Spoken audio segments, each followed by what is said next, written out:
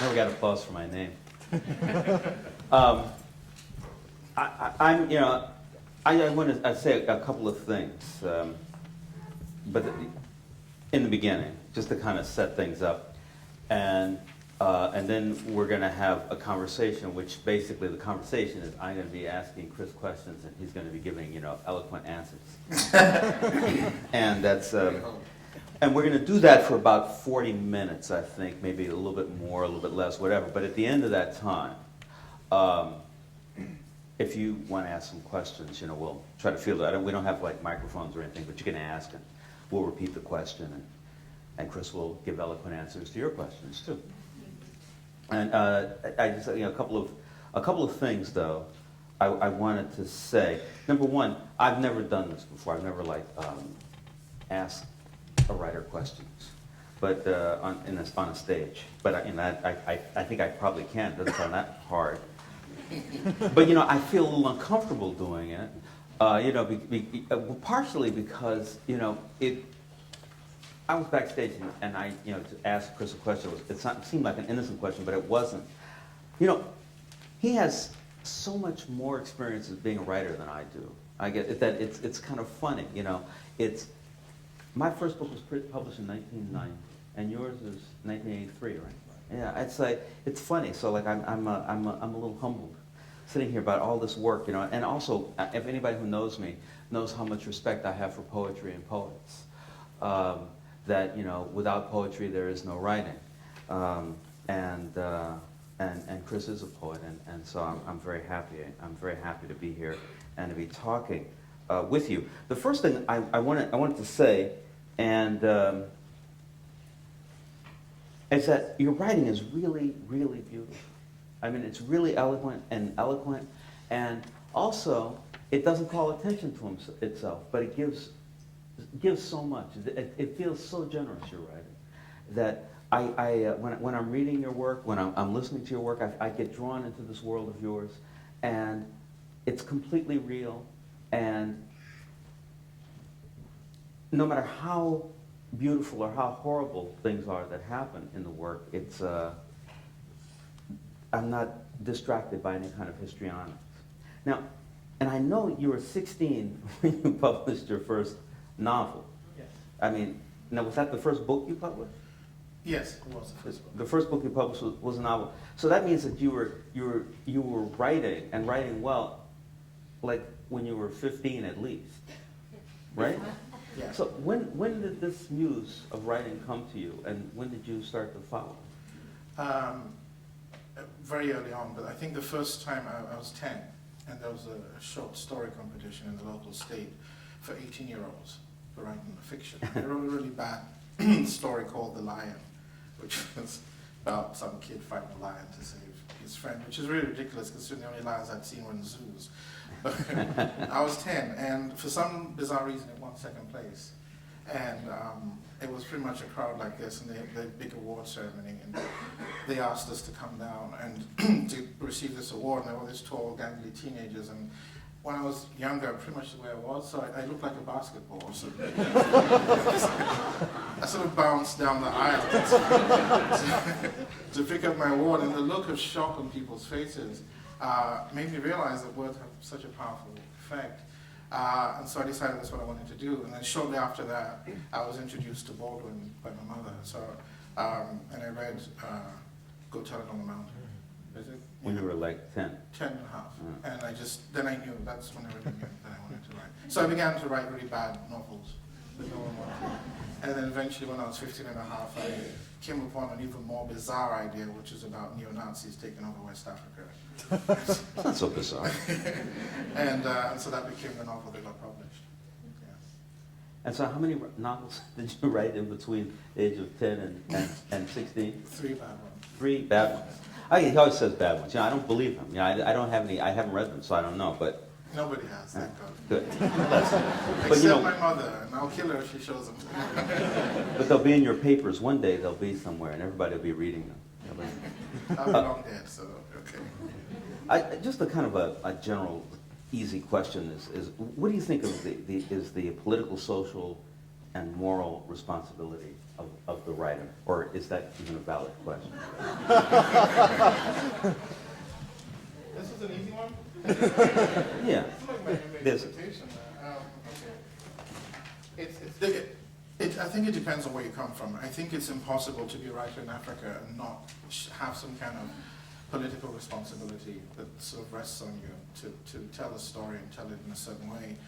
And it's also a generational thing in many ways. I think people like Chinua Achebe had to confront a sort of racist stereotype of Africa, and in a way their work was about exposing a different perspective. And subsequent writers employ different things. And I think as much as my work and my generation's work is about confronting social and political difficulties, that I think that we've also evolved to a point where craft becomes also a thing, art in itself becomes an important thing. And I think the primary thing that drives us is not to place a limit on the ways we can explore the world or the ways we can see the world. Because my view of Lagos and of Nigeria certainly isn't representative. Oh. They turned off his mic? Yeah, they didn't like what he was saying. Somebody from Lagos up there. Is the mic on for him? Try. Oh, what are we gonna do? You think it went off in your pocket? Hold on, just a minor, you know. I give him mine in a minute. Are we back on?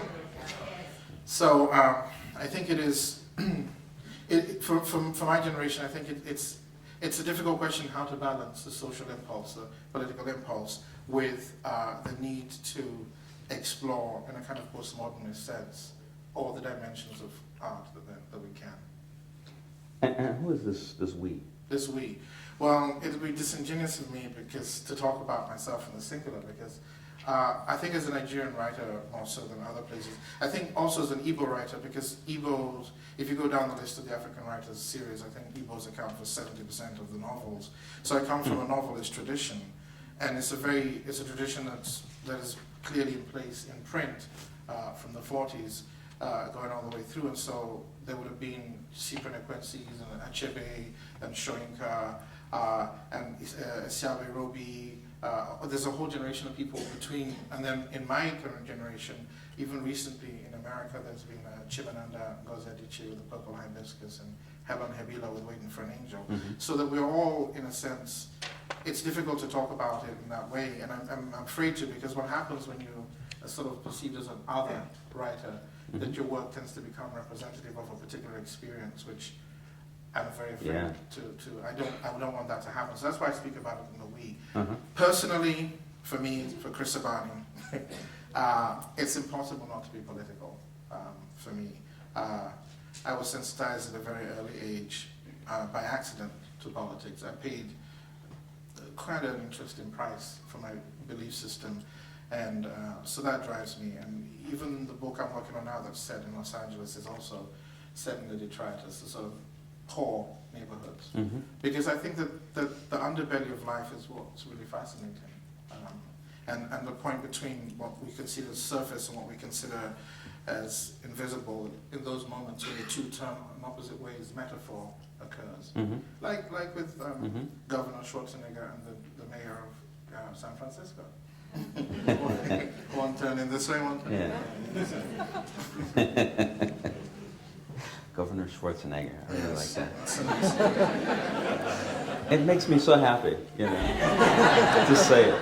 You know, I grin, you know, and it's good when you grin. It's a good thing, and you say it so well. Governor Schwarzenegger and the mayor of San Francisco, you know, because you don't need to know the mayor of San Francisco's name. You know, you just need to know Schwarzenegger's name. Yeah, he's a star. So I have a couple of questions. One is, so coming out of that, so has the writer's life been difficult for you? And then connected to that, in any way do you feel like a writer in exile? Okay, the first part, is the writer's life difficult? Yeah. Anyway, extremely difficult. On a personal level, it's very difficult because you don't have a boss. And so how do you get up in the morning and do it and do this thing that's so tenuous? and send it to editors and publishers who kind of look at 4 years of your life and go, oh, I'm sorry, it's not African enough.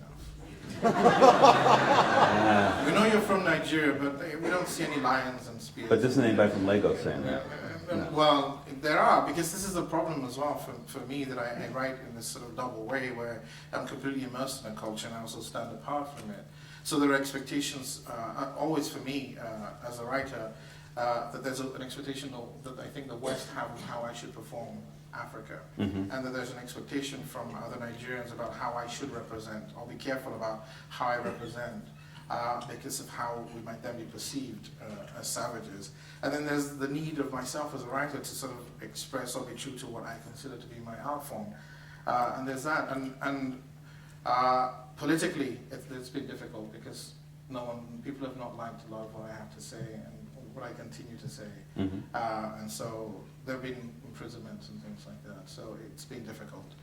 And do I consider myself a writer in exile? I did for a long time, but I'm beginning to like America now. So I'm thinking of myself as a writer in Hollywood. A writer in Hollywood, that's really good. I'm the only writer in Hollywood who doesn't do screenplays. I have to explain that all the time to them. I say, But you know, that's a hard thing. Those things that look like videos, but... I know, that's what everybody asks you, right? Just have a writer. Oh, you write screenplays. That's you know? right, yeah. But, and you really think you're going to be able, I haven't actually a serious question, but you really think you're going to be able to stay out of that? Like, you won't won't start writing screenplays? You don't have any desire? I have no desire. No. But then I guess they haven't dangled a big check in front of me. I don't know how much I'm worth, or how much my conscience is worth. Just about the prison thing, you know. I don't know. Being a writer, at one point, I think in America, some writers had some trouble, you know. And you know, if we elect Bush again, we may have more. But right now, you know, like most writers, like you know, I mean, they don't get threatened with death. They don't get threatened with jail. If you write this book, I'm going to put you in jail, or I'm going to kill you. You know, you can say almost anything, you know. And you know, black writers, though, I think have issues with America, certainly. I mean, we do readings in, you know, Jackson, Mississippi, and, you know, Selma, Alabama, and it's okay, you know. But you've been in prison 3 times in Nigeria, right? And it was 4 or 5 years in all in jail? Or 3 years. 3 years in all in jail. And so, like, and the question that automatically came to my mind, I don't know about other writers here, how could you keep on writing what you were writing? Well, it's sort of, if you understand it in context, it's different. So it's this, because if you don't understand it in context, it looks like I kept running up in front of a tank and throwing poems at it while they were firing. Yeah, exactly. It wasn't quite as dramatic as that. There he is again. Bam. Here, take that poem. This is a really good one. Yeah.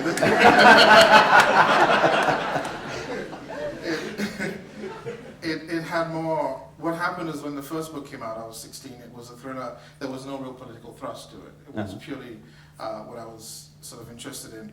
And 2 years after that, there was a particular general who, after allegedly plotting a coup, was arrested with my book. And the targets that my book pointed to be blown up were the same targets his coup was going to. So I was an 18-year-old studying to get into university and was arrested and taken and held for 6 months, which was another bad thriller about the PLO putting a biological agent in the water supply in Europe. They somehow read that as a call to arms and seized that and then put me in prison for a year. And that was what really, in a sense, it was hell, but it was also, in many ways, my personal redemption. Because you're in context with people who are in prison suddenly, not because they were doing agitprop theater, not because they were trying to make a statement and become famous, but simply people who were confronting this tyranny in different human ways. And on that level alone, that humbles you, completely changes you. And on the other level, after 1 year of different kinds of torture, physical and mental, you become a different person. And after that first year, it sort of seemed, I had now, in other words, the motive had come together. I was doing this for the right reasons. And after you take someone's life for a year, you don't then walk away and say, okay, you guys, you win. You can't do that. And so I continued the agitprop stuff, and finally wrote a play for the commencement of my university that led to the third incarceration for 18 months, of which 6 were in solitary. And subsequently, friends then got money together and bought me out of prison. So I was never really released. But you must understand as well that this is going on. It's not an individual story. It's a whole group of, from 1983 onwards, a whole group of students, community activists. A lot of them who aren't going to be on the stage, who don't get this sort of attention. Mm-hmm. And so this is always important to bear that in mind, that it's not about ennobling an individual, it's about always understanding what the cause is about. But it is the individual making the choice to do it. Yes. I mean, and one can or cannot, I mean, you can make all kinds of decisions. but then again, one must also, even as an individual, and this is part of where your own personal redemption comes in, is that you have to acknowledge the ego that walks hand in hand with the sense of altruism. That in other words, you are getting some kind of payback, whether it's a hero sense, whether it's just that you've done something good, in a way. This just doesn't take away from what you've done, but you can't, life is too gray and complicated to make those kind of black and white things. And sometimes, if you're placed in a certain place at a certain time, you can't but make certain choices. Mm-hmm. And it was also, at a certain point I couldn't go back because my father worked for the government. He was a federal commissioner, and after my first middle class Nigerian family, Nigerians in the house know what that means to go to prison, and he publicly denounced me as his son in ways, and so that sort of part of it also, there's a rage to if you don't have in a country, in a culture where people don't ask your identity as your name, they ask you who's your father. Right. And then if they establish you come from a reasonable family, then they ask you what your name is. To be denied that access, in a sense, means you have to create a new identity. Mm-hmm. And so that thing becomes part of it. Wow. And so after the 18 months you were out, and soon after that you left Nigeria? Yes, soon after that I left to move to the UK. Uh-huh. Wow. Wow. On to the next question. Okay. And they're going to think about it now, you see. Yeah, there's something that you said before. One of the things that I experienced, one of the things is like waiting for an airplane, during, one of the presidents decided code oranges. Right. And so, it's nice because there's nobody in the airport, everybody's kind to you. You're waiting to get on a plane, and somebody says something, and I say, oh, it's empty today. Got it easy because that code orange, huh? And they go, well, yes, but we had to do it. And, this was when we attacked Iraq, that was that one. And I said, she said to me, she said, well, we had to do it. And I said, well, why? Why do we have to do that? She said, well, because of the World Trade Centers, And, it's like that very often. This isn't the only way to understand America, but it's a very good way to understand it. Many Americans have these notions, that are like beyond magical. It's like,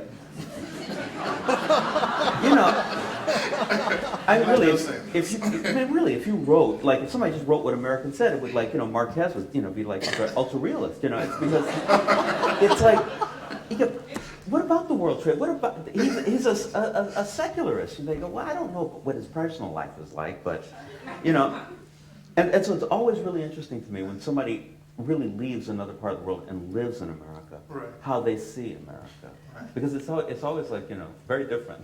It is very different. And you're asking me how I see America? Yeah. That's right. You got it. Okay, I'll answer that as best I can, given immigration statuses. You could say next question.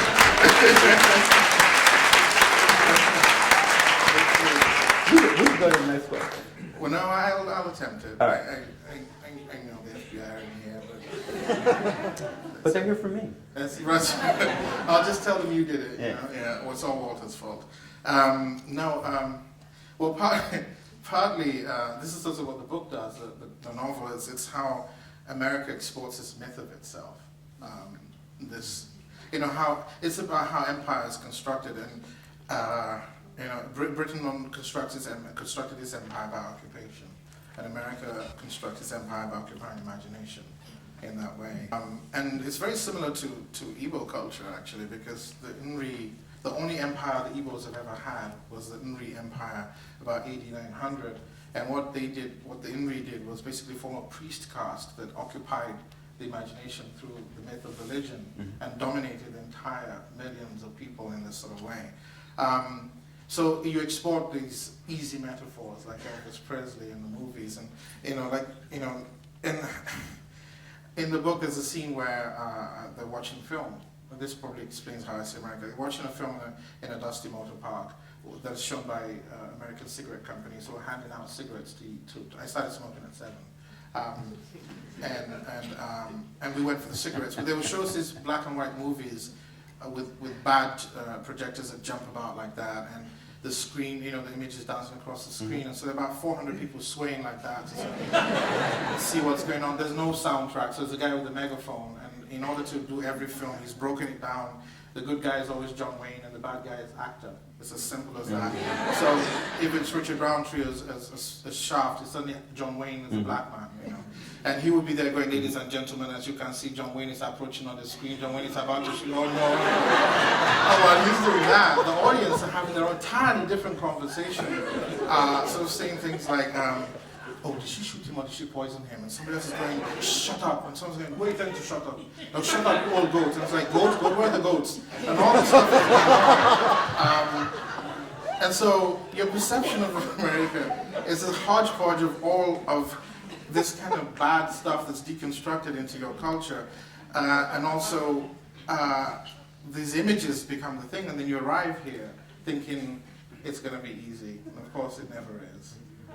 Why is it going to be easy? Well, because it's the land of milk and honey, and we want immigrants to come here, and we're all welcome here. And no one ever tells you that the color you are is a slightly difficult situation, or that Americans will forgive you a lot of things except your accent and stuff like that. Because certain accents are sexy, but if you tend to talk like that all the time, they don't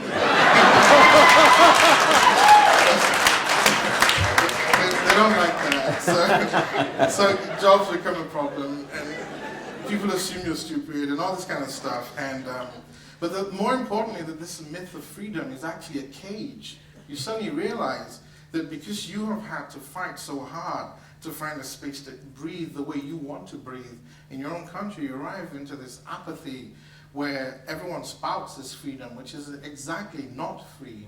And they've constructed themselves into this cage of freedom. And the only way to continue to believe in this illusion is and not rock the boat, because we all want to go to Sears next sale and get the next washing machine.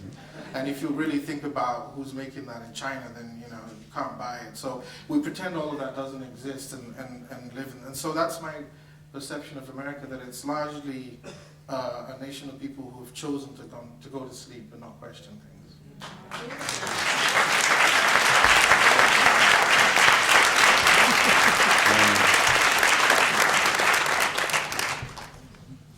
You can come get me now.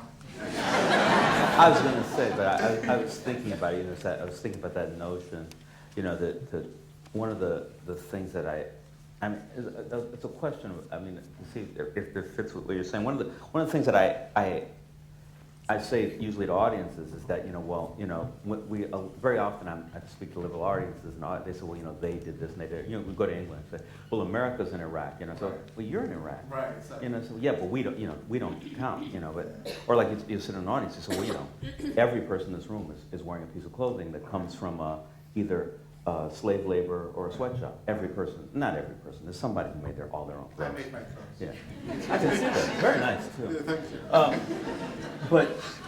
But a lot of people don't seem to know it. It's a choice not to know it. It's a choice not to know. But also that it's very disturbing. It's not like some people really, like that woman I was talking to really did think that Saddam Hussein attacked the World Trade Center.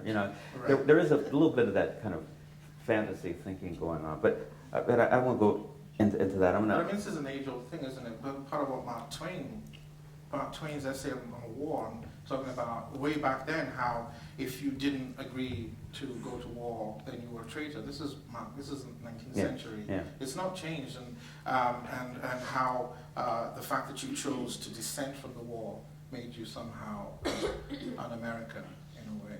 So it's incredible that a country that has the largest democracy has the least self-reflexive democracy. And I think there's a reason why people in England don't count themselves in, because in England, at least 70% of the population will turn up for a march against the war. And whether the government goes ahead and ignores them or not, at least the personal conscience is satisfied. And if you went into a pub and you said to somebody, you know, "Oi, what are you doing in Iraq?" You're like, "We're not in Iraq. We don't care. We don't want to be there." But if you go to a bar in America and say that, it's like, "Damn right, we're in Iraq. We don't belong there."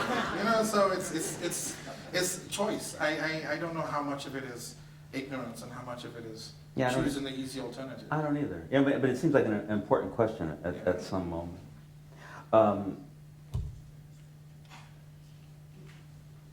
You know, you were talking about screenplay writing before, you know, and it's very funny, you know, because you could do many different things, you know, and you know, and I do a lot of different things. You know, I write screenplays and I write essays. I'm sorry. That's all right. That's all right. That's all right. You're gonna do it too. You know? I know. It's like I'm not worried, you know. It's like you know, and then you're gonna forget that you said you didn't do it, you know. Just like those people in America. But that's all right. That's all right. I'm not worried about that. But you know, no matter what I'm doing, if somebody asks me what I am, and you know, this is sometimes a problem. Like I'll be having a meeting, like you know, in Hollywood. Somebody says, "What are you?" And I go, well, "I'm a novelist. That's what I am. I am a novelist." They said, "But you're writing a screenplay." I said, "I know," and it's not a good thing to say, but you know, but it's you know, it's the truth. And yeah, I am a novelist. What are you? Wow, confused. I'll write that down. No, it's really difficult to answer that because I came to writing through novels first, and then came to poetry largely because I was trying to write a book, Calcutta Republic, that was about being in prison and being tortured, and finding that poetry lent itself more easily to this kind of narrative, and also because when you're dealing with the post event of a trauma, is how much of it is memory, how much of it is invented, and all this sort of stuff. And poetry lends itself more easily to that. But I think at the core of me, you're right, I think I'm a novelist because I approach my books of poetry the same way. I create the narrative and the story, and each book is about one thing, and then I write the poems to fit the book. So I think, yeah, I am a novelist at heart. And there's you write poems sometimes to do things that you can't do in novels, and yes. And plays also. Yes. And yes. how do plays fit into the? Plays. I wrote plays largely when I was in Nigeria because they allow. It was a sort of Brechtian notion where the audience participates. It actually is something that Ngugi wa Thiong'o in Kenya did when he did the trial of Dedan Kimathi. Such a wonderful writer. He is. Anyway, yeah, it's to get the sort of participation of an audience into it, and sort of in the ways in which we also perform our sexuality. It was that whole idea that if you perform politics, that you would become politicized. And even the most recent play I did was for the Kennedy Foundation for some high schools in LA, and it was again sort of designed to try and get American teenagers to think in a more sort of politically conscious way. So I think plays allow that because, and also the stripped down nature of writing a play denies you the chance for polemics. Because if you have a polemic play where people are delivering monologues for 20 minutes, the audience largely gets up and leaves. And so that form controls that tendency in that way. But I think that I'm most drawn to stories as most people are to narrative. Yeah. You know, I've had a stay away from pen for about 10 years, but every once in a while we talk and say, well, maybe we should do something together sometimes. You know, like you broke up with somebody, you know. and you know, there's always a reason why I can't because, you know, whatever.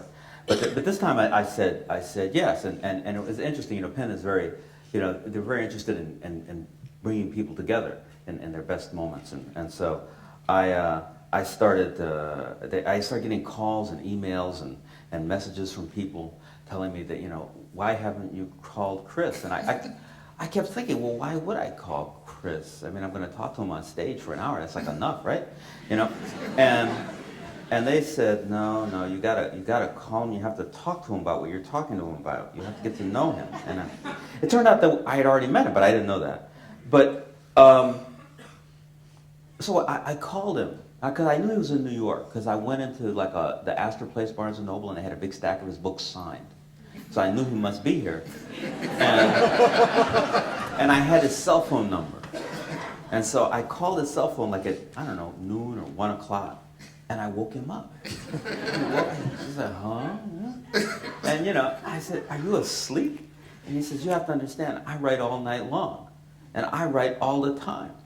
And I'm obsessed with writing, And I said, okay, well, fine, I'll see you, Monday night, And I got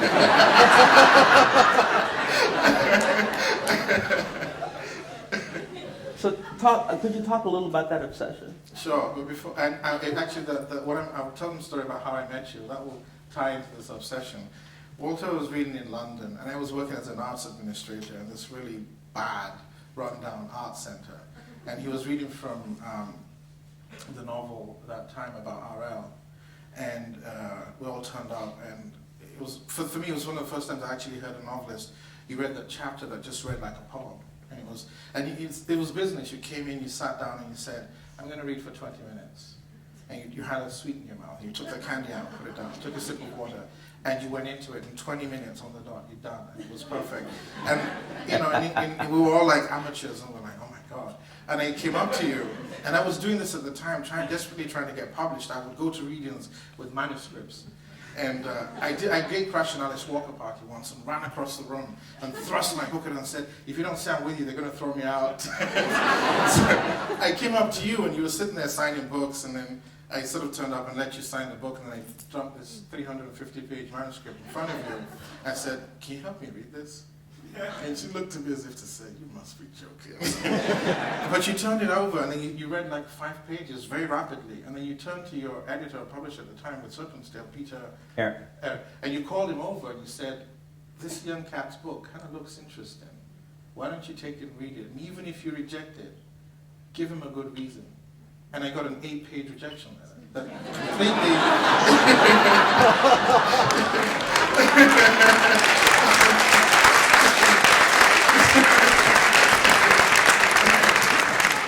But it completely changed the structure and helped me do stuff. But that was a very generous moment. And I remember telling you on the phone when you called that I wanted to sort of call up everyone I did that to and apologize, because now I get inundated with manuscripts. I'm like, why are you giving me, I've got 20, I can't read anymore.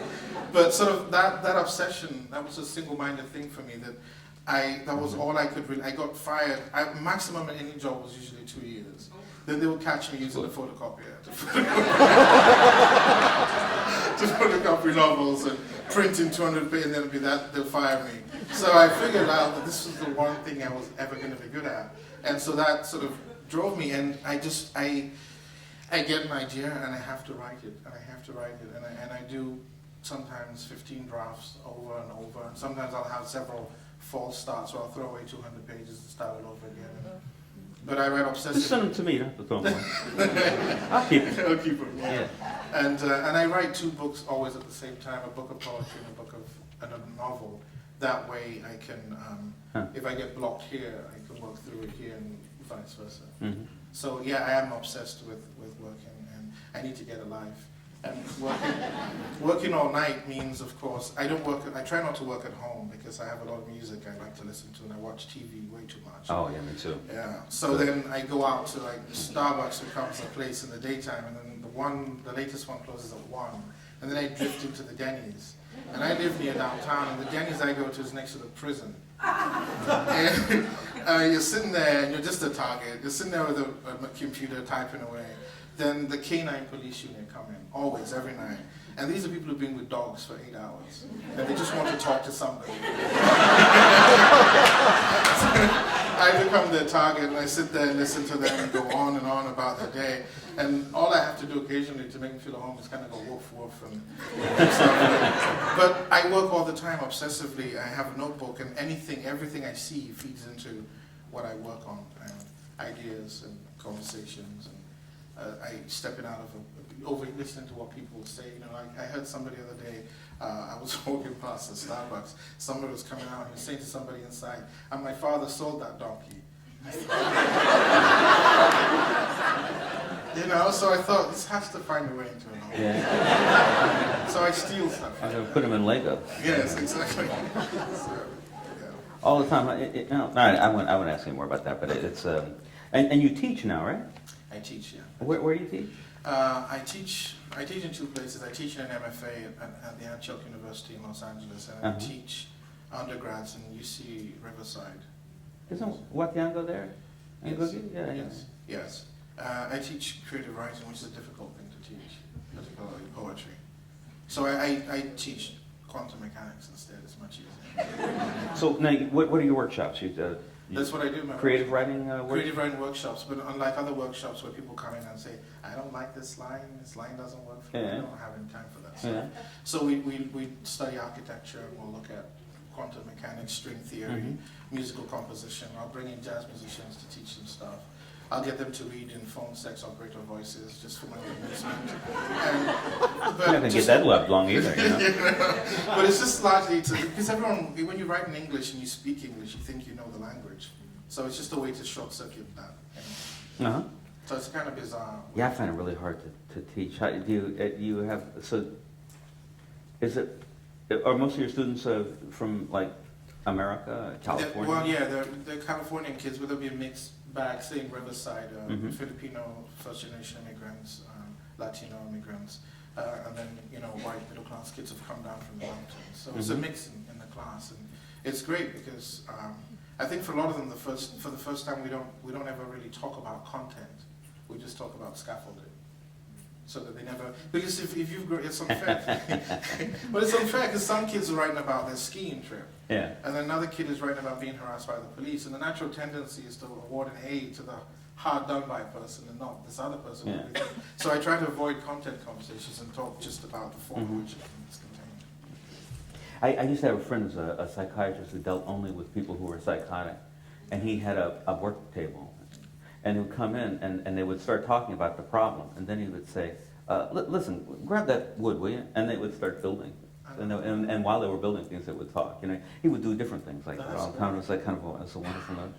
And are you a cook? Yes, I am a cook. You like really like get really into this cooking? Yeah, but I can't. There's a recipe at the beginning of like every chapter, you know, in his book. So I write a lot about cooking. I love writing about it. So. Yeah, I do cook, but I can never cook for myself. It has to be for other people. And do you do that a lot? Yeah. As many, yeah, you know. You bring other people I'm very careful now because people can sue you for food poisoning.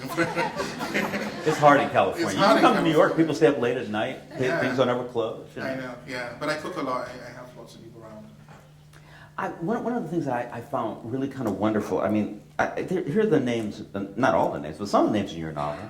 Redemption, Confidence, Sunday, King of Beggars, Comfort, Innocence. I love this idea. Like, how does that come? Traditionally, Igbos, for the Igbo, your name is your talisman. It's the thing that enacts your path in the world. And so everyone, even though my name is Chris, I have an Igbo name. Which is? Uchechubu, which means imagination of God. And so it's supposed to enact, it's supposed to be your emblem.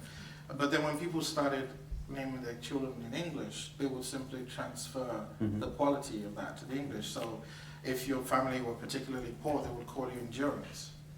And this is all, I think it's all over Africa because when I was in Zimbabwe, I met people called Sixpence, whose grandparents had named them because their grandparents would be British labourers and earned sixpence.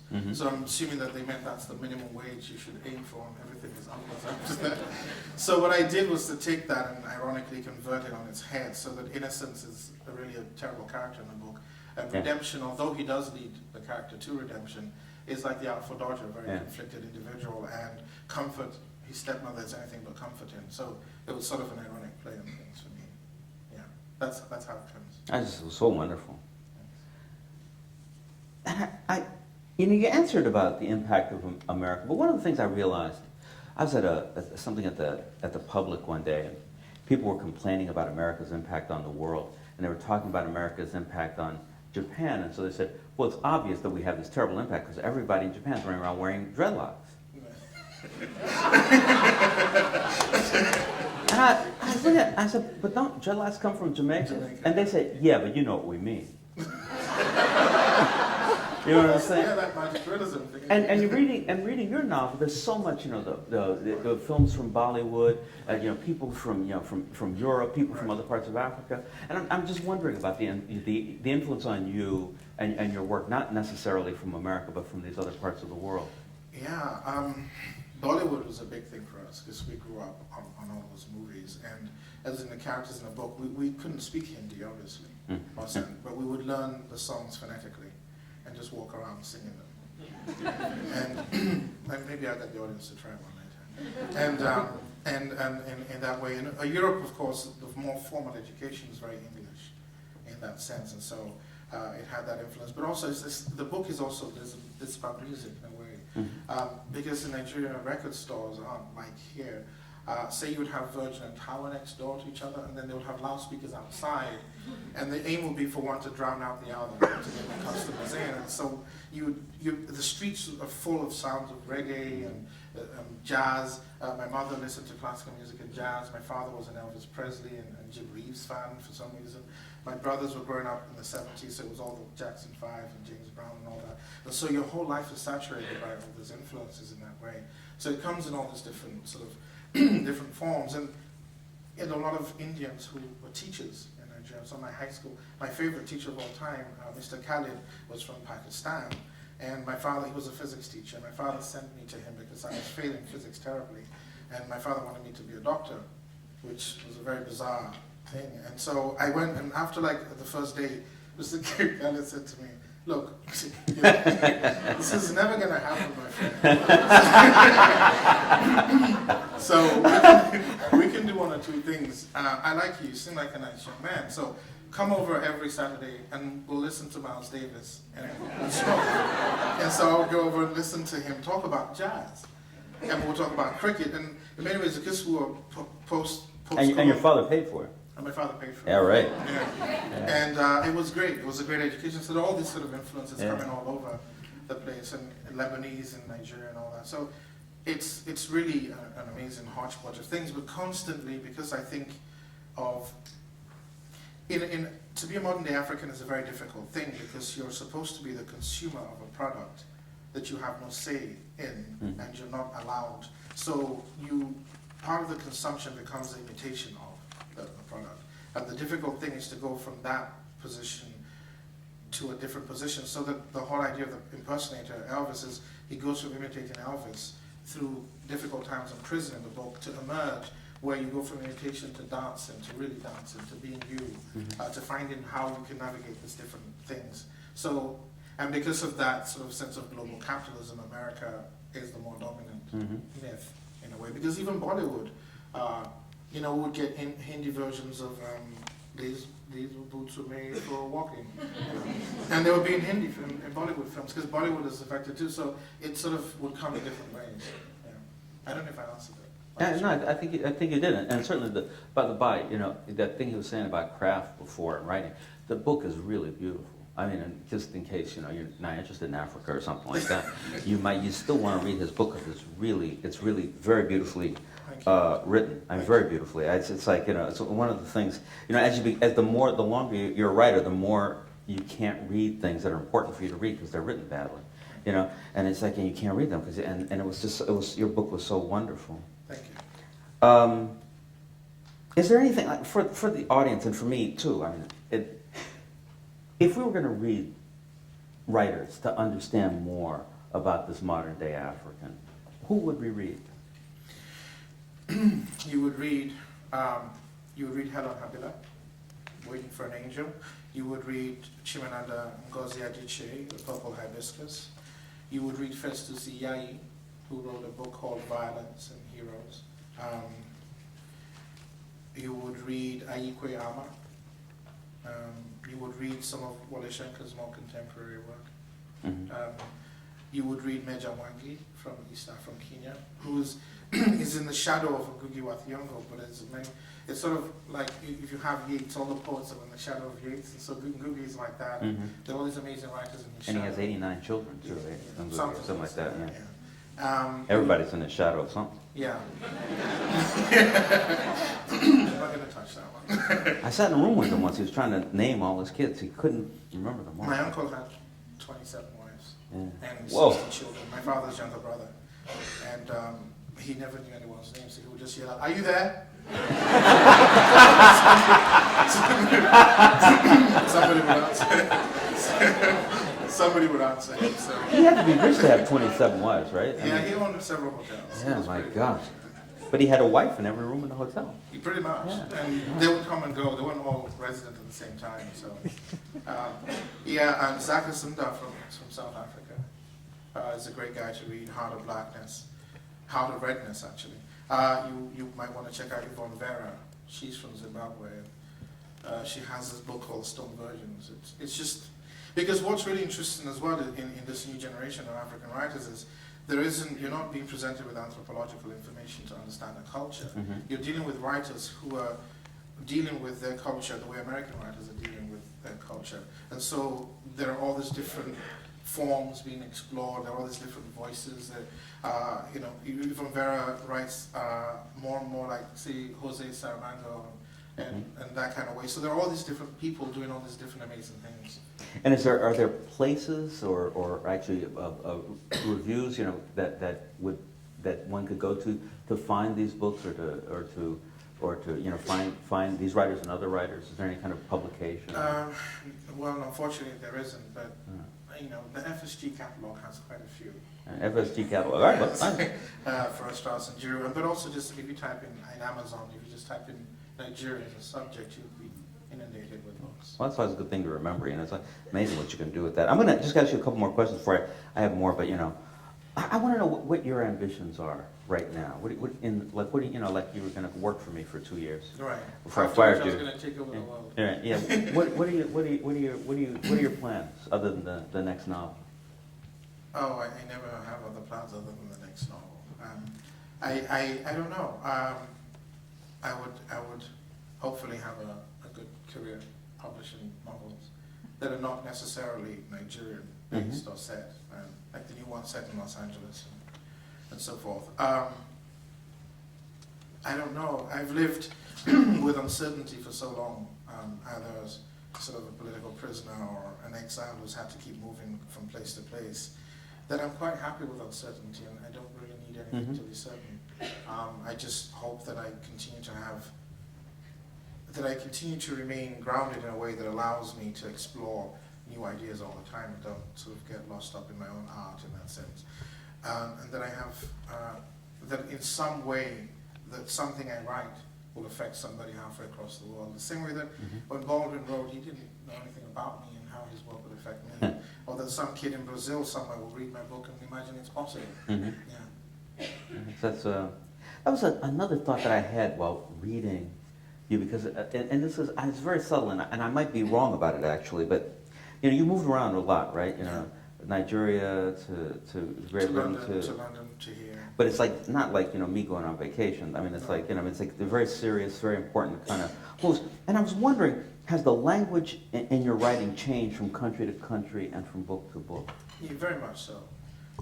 Because as well, yeah, but that's interesting. Yes, I think it has. And as an immigrant, the first thing you do is you try to disappear to the fabric around you, so you don't stand out. So when if you live in London, after 2 or 3 years, you start to talk like that. You know what I mean? Like, it's right, wicked, son, isn't it? Wicked. And you're in California, and after a while, you start to talk about aromatherapy. You practice. So you do acquire all these different voices in a way, and it does affect that. And it's something that fascinates me, which is why in Graceland there's a layering of several kinds of English that you would find in Nigeria, from the standard English, the way I sound, all the way through to what we call Pidgin English, which is like Patois, which would be, so it's in many ways more musical actually, but less universal. And so it happens. And also, like, I live in East LA now, so it's like, and I'm in the midst of sort of a Cubano, Hispanic, Latino, Chicano mix, so it's all like, let's say Holmes, where are you from? So all that stuff, it feeds in. I know that's in your life, but I also feel I feel it, but in a much subtler way. Right. In the writing itself, that. Yes. Well, when you're in England, English is a sort of more England's English is a more formal structure. Mhm. And so even with Graceland, there's still vestiges of that where even the sentence constructions are different in that way. But America, I think, lends to a more fluid. And so the book I'm writing now reads much more fluidly in a way. The language is more lyrical in a sense. Because it's a thing like in England, well, you probably know this, but English writers, we tend to think of ourselves as very important. Oh, wow. So, ever so important little chap here. So we set up the whole premise of the thing before we do it. Whereas in American literature, things evolve a lot more organically in a way. Those books were like, they start, there's a book about somebody living in London, and they start in today, and they start in the River Thames 30,000 years ago when a mastodon was walking and was killed by something, and it walks all the way down, and by page 60, still beautiful writing, but God, why did I read that? Yeah. But I know. But I'm not supposed to say that. Yeah. But, so I think it's much more immediate now, in a way, for me. Yeah. The immigrants' headquarters, it was the Jewish immigrants, the Polish, and now it's the Hispanic and Africans. It's alive, it's visceral. People are poor, but people are kind. Every time I get back off the road, my neighbors come around. And it's funny because my neighbors always used to call me Chris, and then I gave them a copy of my book, and since then it's always Mr. Abani. All right. Because they come from Guatemala, and a writer is important where they come from. And I come back on tour. Every time I hit Los Angeles, they've cooked a meal for me. So that's why it's in many ways. That's what I was talking about. The underbelly is where you always find things that are complicated and never easy to resolve and flawed, terribly flawed, and that's what makes it so beautiful. That's why I choose my residence. And you're not affected by the superficiality of, Hollywood and all of that stuff. I have nothing to do with that sort of thing, and even if I did choose to write a script, I would still live in East LA and write the scripts. And as much as we make fun of Hollywood in this way, there are real people who live there. I mean, even actors. I mean.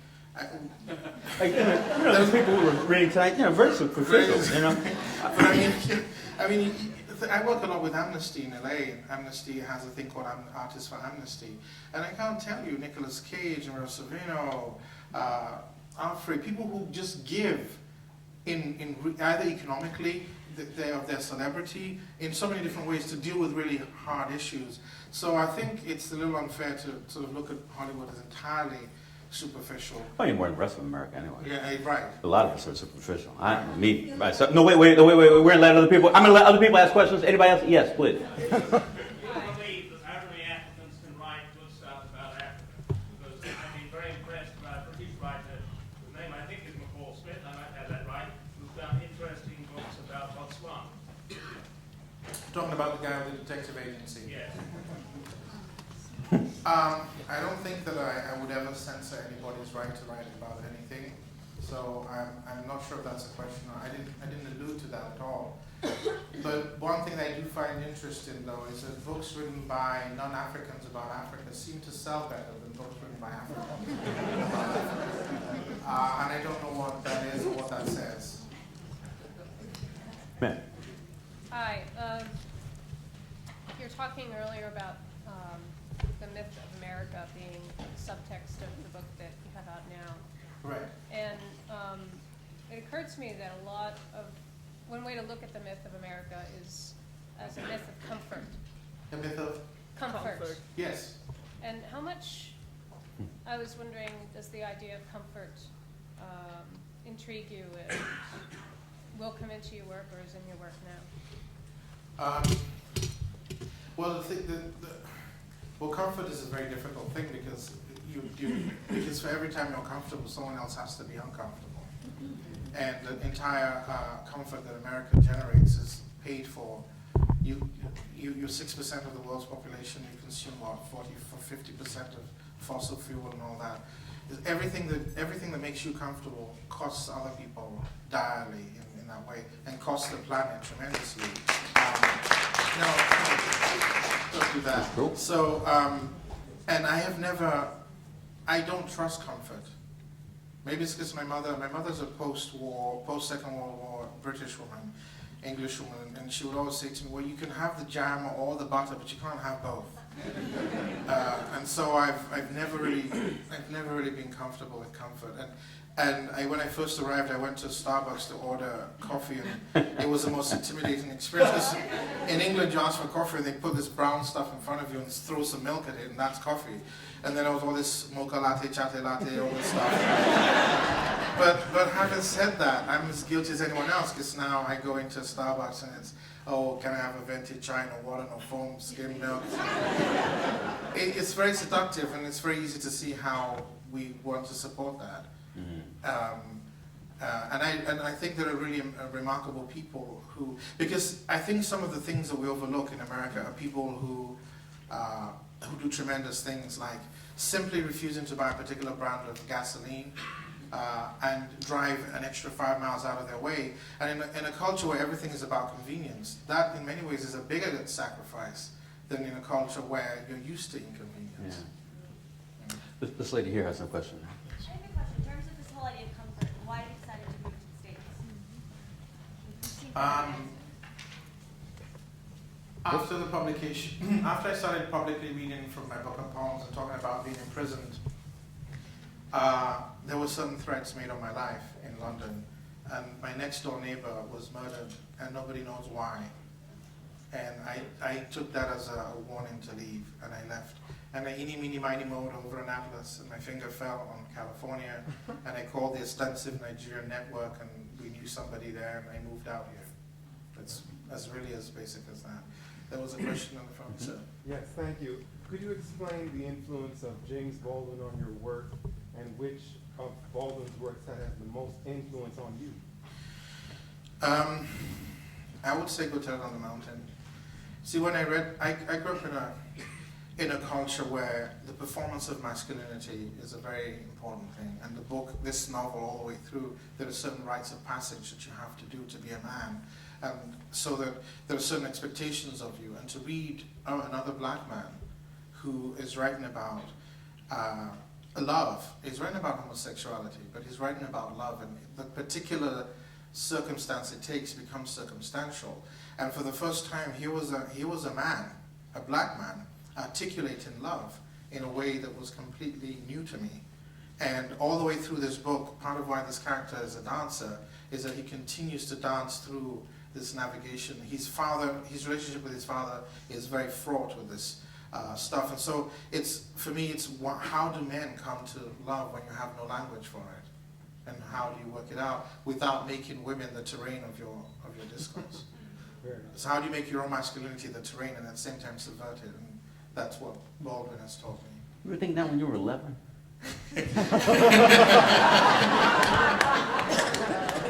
I was reading Tom Swift when I was 11.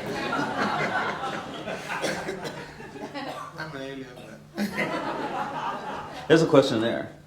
Will you talk about, if at all, the influence of Fela Yes. on you as a writer, you as a musician, you as growing up in Nigeria, the climate, and what What he represented? yeah.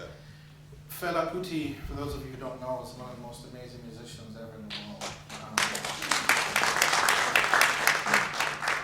Everyone in Nigeria calls him Baba. He was our father. There's no other way around it. This is a man who refused to live by any other principles but his own.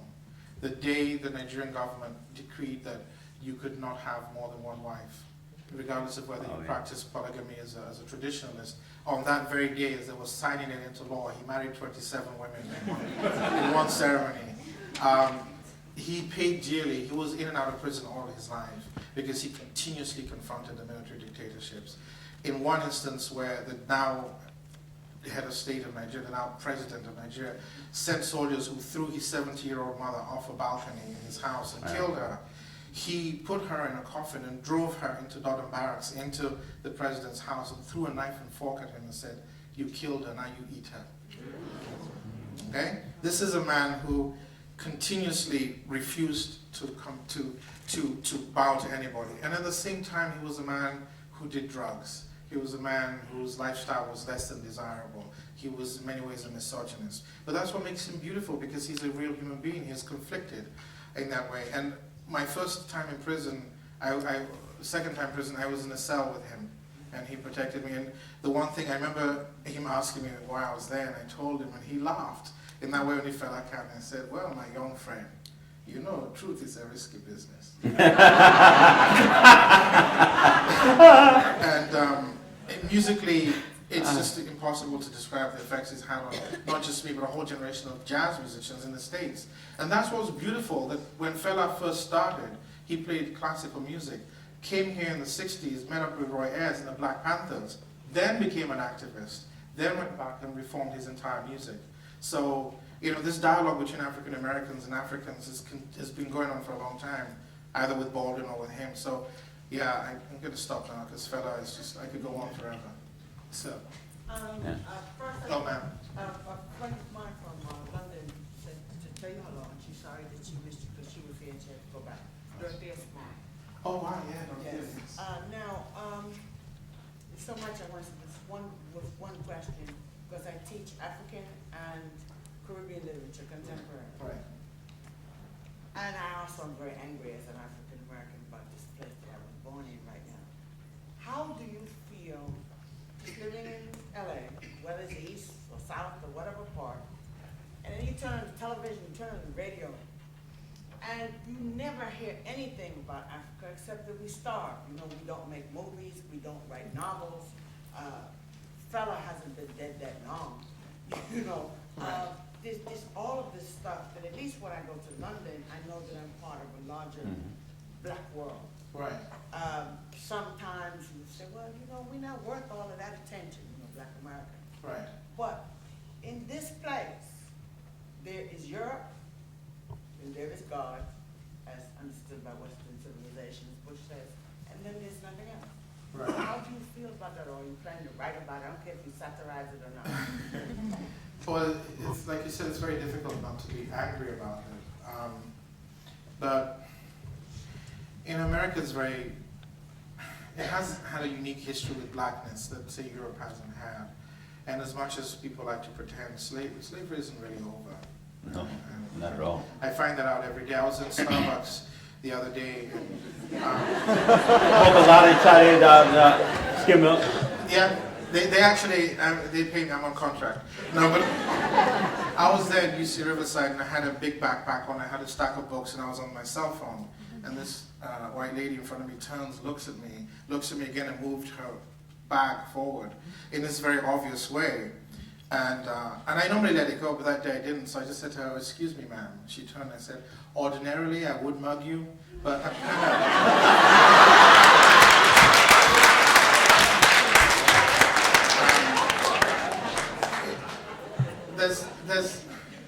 I don't know how to deal with it. When you grow up, I was 26 when I left Nigeria. Not that I hadn't been out as a tourist, but being a tourist is different from living. And I had to confront racism really for the first time at 26.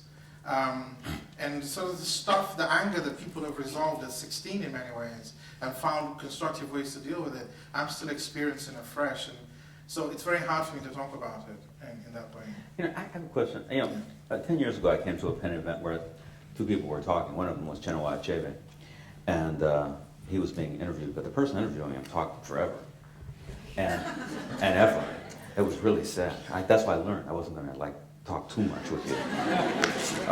But one of the things that the questions were asked them is, what is it like being a black man in Africa?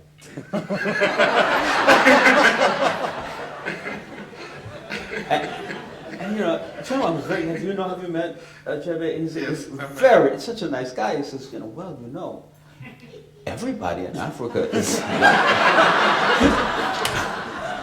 maybe it was Nigeria. Everybody in Nigeria is black. It's like, you have to ask me another question. The response was, well, but maybe you didn't understand me. What I meant, but it was the same question. Right. But it is interesting noticing, playing off that question, there are a couple of things. Number one, do you feel, in that sense, more at home in England? Yes.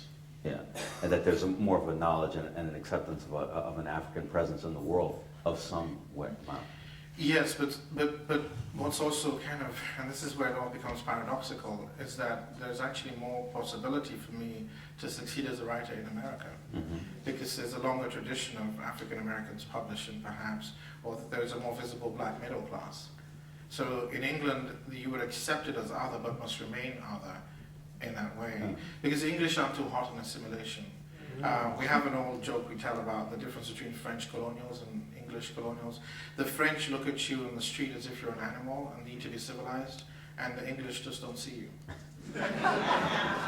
Don't see you. So it's not as, it's complicated, but it's because I think that there's a more vibrant, unified black presence in England, largely through the Caribbean community, and largely through reggae and sound systems and Notting Hill Carnival and things like this. Yeah.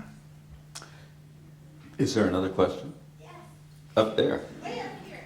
About the only Nigerian writer that I knew about ever was Ken Saro-Wiwa, who was hung by one of the dictators. Right. And his picture was on the front page of the New York Times a while ago. You're a political writer. What do you think of his writing and his struggle for the people over Chevron? Voting over Shell. You worried about that FBI agent again? No, I'm not. I'm trying to be as honest as I can in this response. The difficulty, I think, with being a visible political agitator is that there are people who want to celebrate some kind of pathos around you. They want you to enact pain and suffering. They want you to occupy a certain position all the time. And what that leads to is an easy ennoblement. So that Ken Saro-Wiwa has been sort of beatified as a saint, when he was a man who had his own conflicts, even within Nigeria. And there are lots of Nigerians who were glad that he was hung. I'm just going to be very honest with you. There are lots of Igbos who were very conflicted about his role in the extermination of the Igbos during the Civil War. However, people like Wole Soyinka continue to remain for me an example about how to deal with this, because Wole said always to this is a man who is being charged falsely. Deal with the false charges first. If you want to bring any grievances about war crimes, do it in the right way. Don't sort of hang the donkey along with this. But the sad thing about it all is that Ogonis continue to be exterminated. Shell is the only conglomerate who owns an army. They have an army. They exterminate these villages. They don't build hospitals. They've devastated the entire environment. There's no fish for them to fish. There's nothing for these people to live on. There's continuously uprisings from the group that Ken founded, the Mossad. Half of them are in jail right now. Nobody's talking about them. It's easier to move on and make Ken some kind of folk hero and then forget what the cause is. And that for me is the sad, and that is why some of my answers towards my position have been about that, because you don't want to celebrate an individual and forget a cause, because millions of people die during that cause. I hope that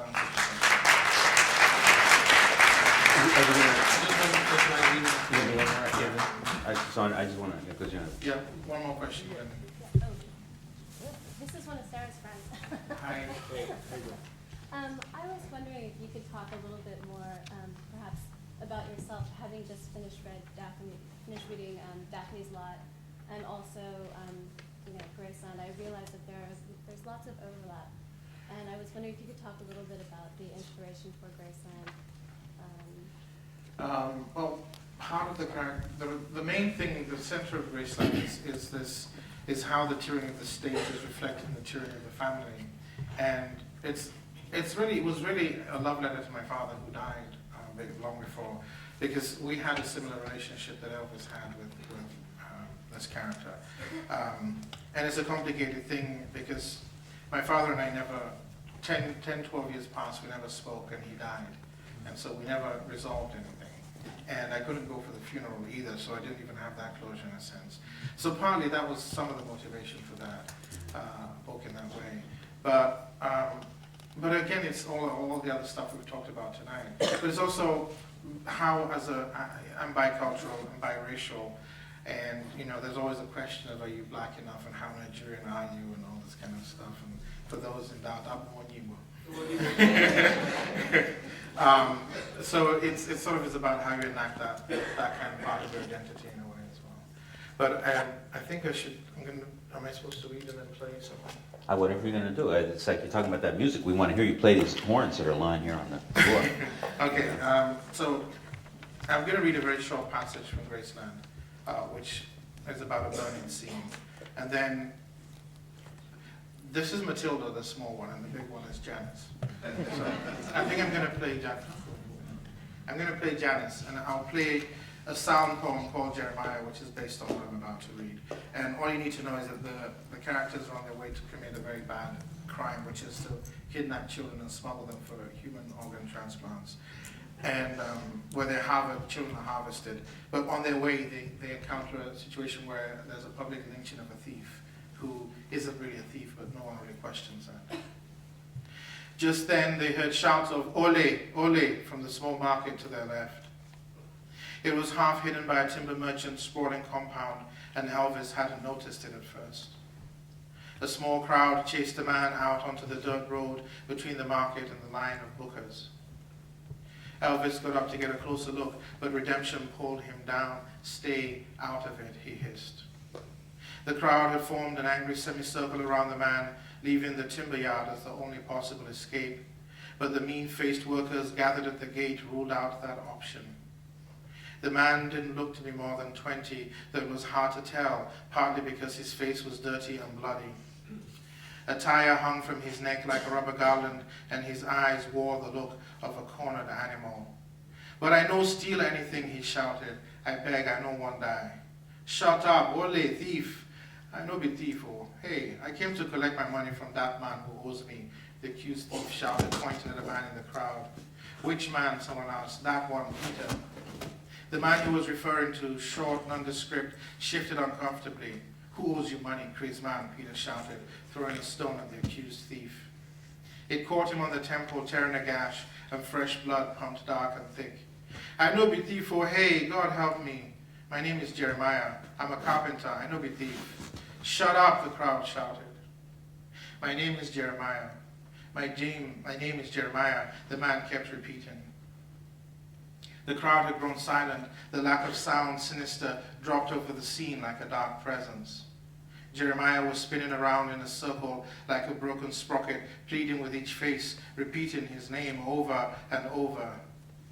Instead of loosening the edge of tension by humanizing him, the mantra of his name with every circle he spun seemed to wind the thread of violence tighter, drawing the crowd closer in. Elvis watched a young girl no older than 12 pick up a stone and throw it at Jeremiah. It struck him with a dull thud, and though she lacked the strength to break skin, the blow raised a nasty purple lump. That single action triggered the others to pick up and throw stones. The combined sound was sickening, and Jeremiah yelled. There was something comically biblical, yet purely animal about the scene. "Why doesn't anybody help?" Elvis asked, his voice cracking. This was just like that time that man had jumped into the fire and the time the youths had chased that other thief in Bridge City. In both instances, he did nothing. Now, again, he did nothing. There was a man arguing with a booker owner in the corner. She was standing in the kitchen doorway, attention divided between pots bubbling over on the wood-burning stove and the scene outside. "He must have molested a child," the booker owner said. "If so, he for die by now. I think he's just a common thief," the man said. "But he don't look like thief," she countered. "And how does a thief look? Not like him," she said. Elvis turned away from them. He watched Redemption's face. It was clear that his attention was focused completely on the events unfolding in the street outside, even though his face wore a disinterested look. His breathing was shallow, and that intrigued Elvis. "Where are the police when you need them?" Elvis asked. "There they are," Redemption said, pointing to the checkpoint a few yards up the street. The policemen were watching the scene with bored expressions. Outside, the crowd had given up throwing stones and was watching Jeremiah for signs of life. He lay on his side, twitching, the tire necklace still in place. Elvis noticed that Jeremiah's hands were tied, explaining why he couldn't fight back. A loud sound went up through the crowd as the man ran up with a 10-gallon metal jerry can. "What is that?" Elvis asked. "Petrol," Redemption replied. The crowd parted slightly to let the man with the jerry can through. He stood in front of the prone Jeremiah for a while, appearing unsure what to do next. Baptize him! Baptize him!" the crowd shouted. Moving quickly, the man unscrewed the can's cap and doused the prone Jeremiah with the petrol. He twitched as the gas got into his open wounds and burned. A fat woman stepped back, and Elvis caught his first good look of Jeremiah's face. It was tired, the features reflecting Jeremiah's struggle against the inevitable resignation. The man threw the empty can to the ground, and it resounded with a metallic echo. Nobody moved or spoke, not in the crowd, the buka, or at the police checkpoint. Everybody was waiting for something to happen. Anything. Peter stepped forward and stood before Jeremiah, who, revived by the harsh smell of the petrol, was struggling to his knees. "I beg, Peter, I beg. You know I'm not a thief, I beg."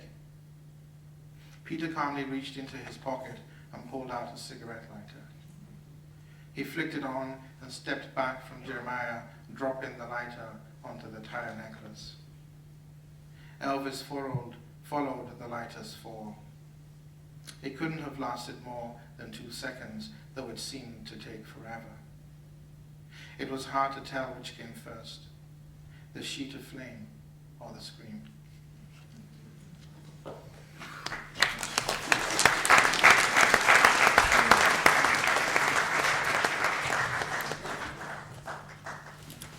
Now I'll attempt to play a completely improvised piece. Although if you've heard it the other night, you might still hear some echoes. It's called Jeremiah, and it's going to try and capture what you just heard. If it doesn't work, then blame Walter.